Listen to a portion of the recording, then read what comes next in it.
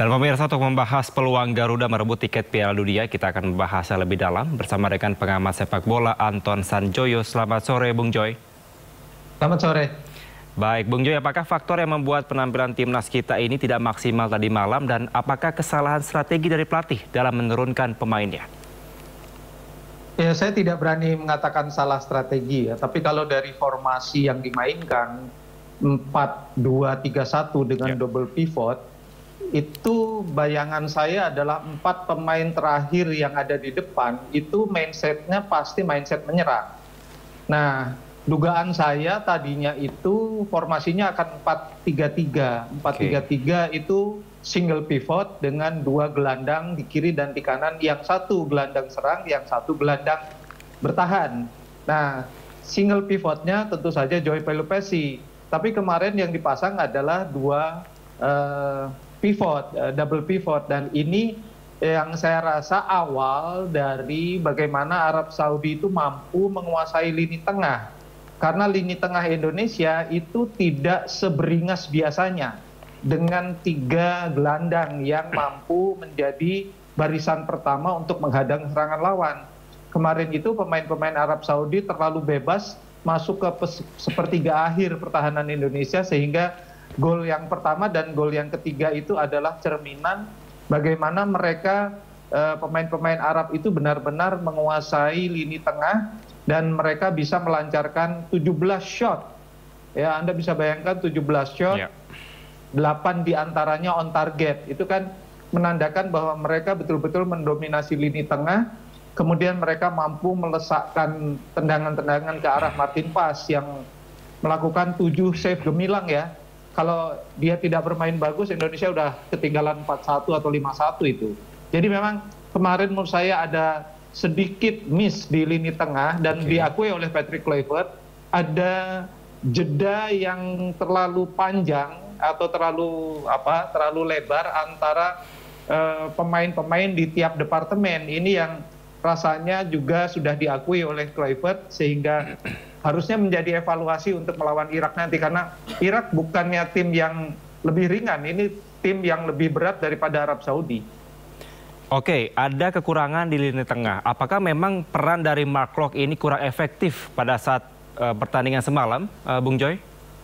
Bukan hanya Mark Klok, saya rasa Beckham Putra yang turun dari awal atau Tambuaya yang di posisi nomor 8 itu tidak terlalu banyak membantu pertahanan ketika Indonesia kehilangan bola. Ini persoalannya. Jadi lini belakang yang menurut saya juga tidak terlalu bersempurna kemarin itu mendapatkan tekanan yang terlalu berat, sehingga memang ada kelelahan dari sisi psikologis ya, kelelahan menahan serangan-serangan Arab Saudi. Jadi menurut saya memang awal mulanya adalah dipakainya double pivot yang tidak terlalu efektif menurut saya, dari sisi bagaimana pemain-pemain itu punya visi untuk bertahan. Nah, ini yang sementara menyerang pun tidak terlalu efektif. Ini yang jadi persoalan, karena memang ada lag, ada kekurangan di sektor depan. Dengan cederanya oleh Romeni baru diturunkan di babak kedua, dan pemain-pemain yang di depan itu kan bukan pemain nomor 9. Jadi harusnya sih memang ada perbaikan untuk lini depan juga. Oke, oleh Romeni dan juga dari Tom Haye dimasukkan sekitar menit ke-60. Apakah menurut Anda ini telat untuk menurunkan mereka? Karena bila dilihat setelah mereka diturunkan baru ada peluang Indonesia untuk bisa bangkit. Agak telat memang, harus diakui agak telat. Jadi kan memang Tom Haye ini biasanya berpartner dengan Joy Pelupessy dan Nathan.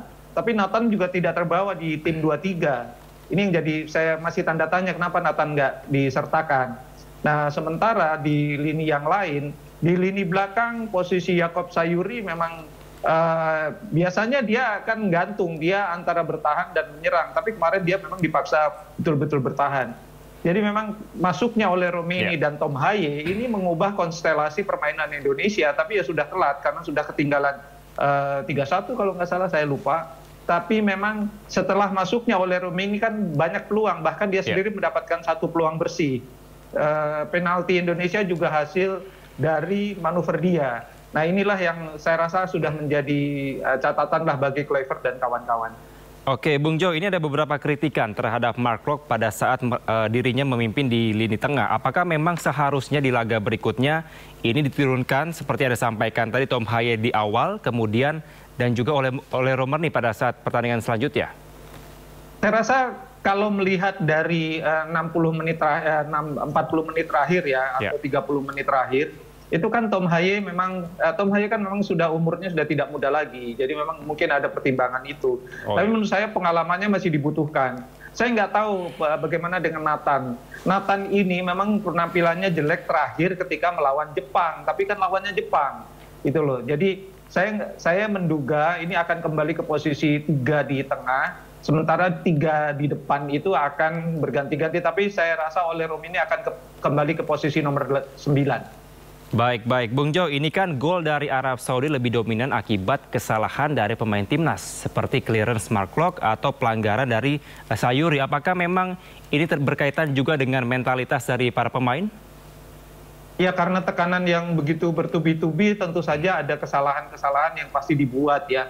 Pemain dunia sekalipun kalau dengan intensitas tekanannya tinggi pasti akan membuat 1-2 kesalahan. Jadi saya tidak bermaksud menyalahkan pemain yang membuat kesalahan di lini belakang, karena memang mereka tekanannya dari awal tuh sangat tinggi, dan itu sebetulnya mereka bisa berkurang stressingnya itu kalau lini tengah bekerja dengan baik.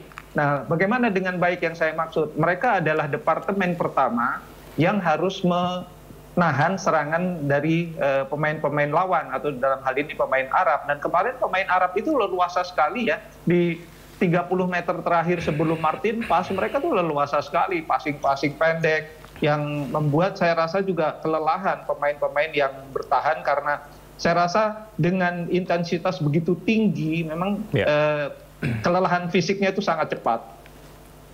Oke, masih banyak PR yang perlu dibenahi dari timnas kita, tapi juga kalau dilihat dari jadwal ya Bung Jo, ini merupakan cukup terjal jalannya bagi timnas kita, karena bagaimana tidak pemirsa, baru semalam bertanding, skuad Garuda sudah harus bertanding lagi pada Sabtu dini hari. Betul. Ya.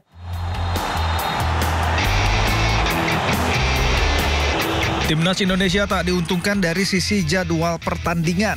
Dibandingkan Arab Saudi dan Irak, Indonesia bisa dibilang yang paling lelah dalam menjalani pertandingan. Timnas Indonesia baru bertanding dini hari tadi, sementara laga keduanya berlangsung pada Minggu 12 Oktober 2025.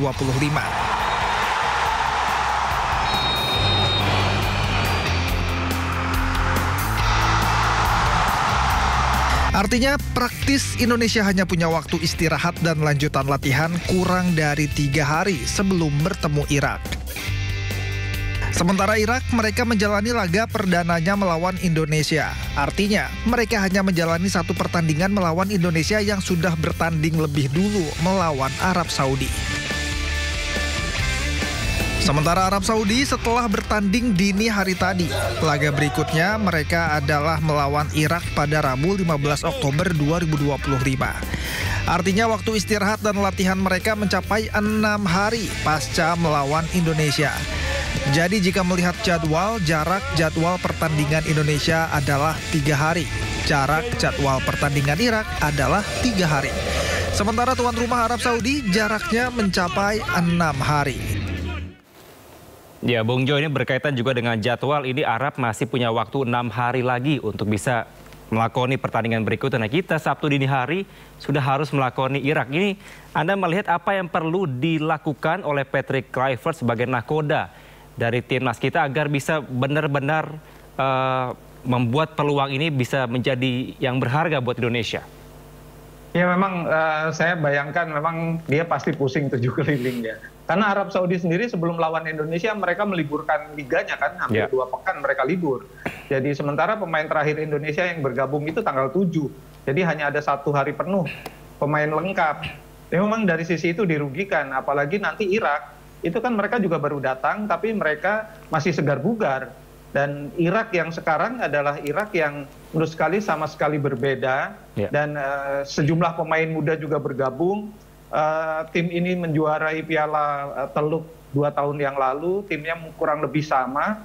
Dan secara sejarah Indonesia nggak pernah menang lawan Irak. di kualifikasi Asia maupun di Piala Dunia, kualifikasi Piala Dunia. Jadi memang ini berat sekali bagi Indonesia. Mau tidak mau ya sudahlah bermain habis-habisan saja. Ini one way ticket melawan Irak karena masih ada kesempatan untuk lolos paling enggak lewat putaran 5 kalau mampu menjadi juara, harus menjadi runner up group. Nah ini jangan patah semangat lah. Memang tekanan terhadap Indonesia dari awal ini kan memang sangat berat.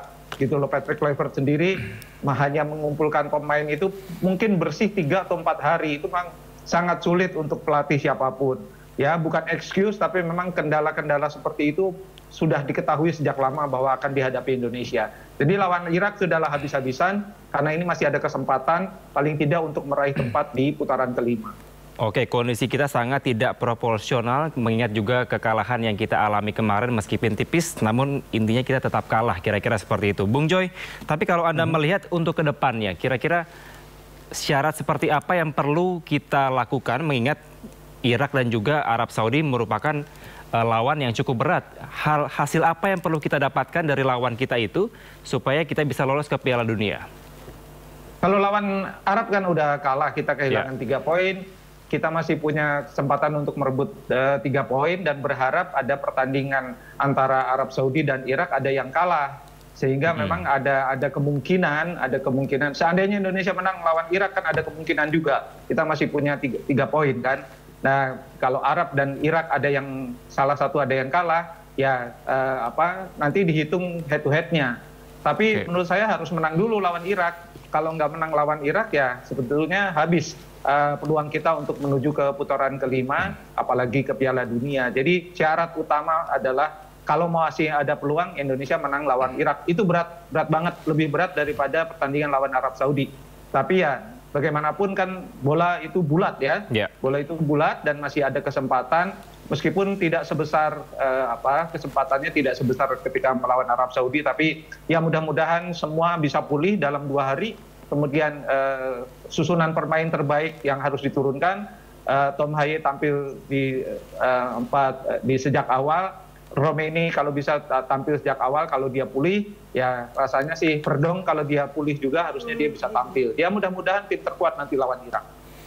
Oke, setidaknya kalau memang kita tidak lolos di putaran keempat, tentu kita wajib melaksanakan playoff atau putaran kelima, kira-kira begitu. Namun Anda melihat kira-kira lawan kita nanti, bukannya pesimis ya, tapi berandai-andai. Kira-kira lawan siapa, Bung Joy? Masih belum saya ketahui karena di grup A kan kemarin Oman lawan itu kan 0-0. Masih ada pertandingan yang lain, jadi belum tahu nih lawannya kira-kira siapa. Tapi kemungkinan besar ya kalau nggak Oman, Uni Emirat Arab. Oke, Uni Emirat Arab atau enggak Oman begitu ya. Bung Joy, ini juga tadi kita sempat membahas terkait dengan komposisi pemain. Kalau Anda melihat hasil gol yang kita bisa dapatkan, timnas kita dapatkan ini berasal dari penalti. Itu artinya apakah mengindikasikan bahwa lini depan kita ini kurang tajam dalam pertandingan semalam? Itu sudah disadari juga oleh Patrick Kluivert, sehingga kemudian sebelum pertandingan dia akan bilang kami akan memanfaatkan betul set pieces. Dan kemarin itu bukan termasuk set pieces lah kalau penalti kan, tapi memang yang saya lihat dari open play Indonesia kesulitan untuk membuka ruang pertahanan dari Arab Saudi. Baik, dan juga terkait dengan tidak hadirnya atau absennya Marcelino kemudian Calvin Verdong pada saat pertandingan semalam, itu berpengaruh besar tidak kalau menurut Bung Joy? Kalau Marcelino memang dia nggak bisa ada di dalam tim karena jam terbangnya terlalu sedikit ya. Yang saya sesalkan tuh Verdong, karena Verdong kan lagi on fire bersama timnya. Jadi dia harusnya tapi kan cederanya juga cedera yang agak unik, cedera leher. Jadi memang mudah-mudahan sih dia 2 hari ini bisa pulih lehernya dan bisa tampil untuk melawan Irak karena dia sangat dibutuhkan untuk memimpin sektor kiri pertahanan dan sektor kiri serangan. Ini yang kemarin kita tidak dapatkan dari pemain yang ditaruh di sana, dan Dean James. James itu bagus bertahan, tapi saya rasa menyerangnya tidak terlalu baik. Baik, kita harapkan tentunya yang terbaik meskipun kondisi kita kurang proporsional untuk melawan atau melakoni putaran keempat, terutama pada saat melawan Irak pada Sabtu dini hari nanti. Terima kasih Anton Sanjoyo atau Bung Joy, pengamat sepak bola telah bergabung bersama kami di Sindo Sore. Salam sehat selalu Bung Joy.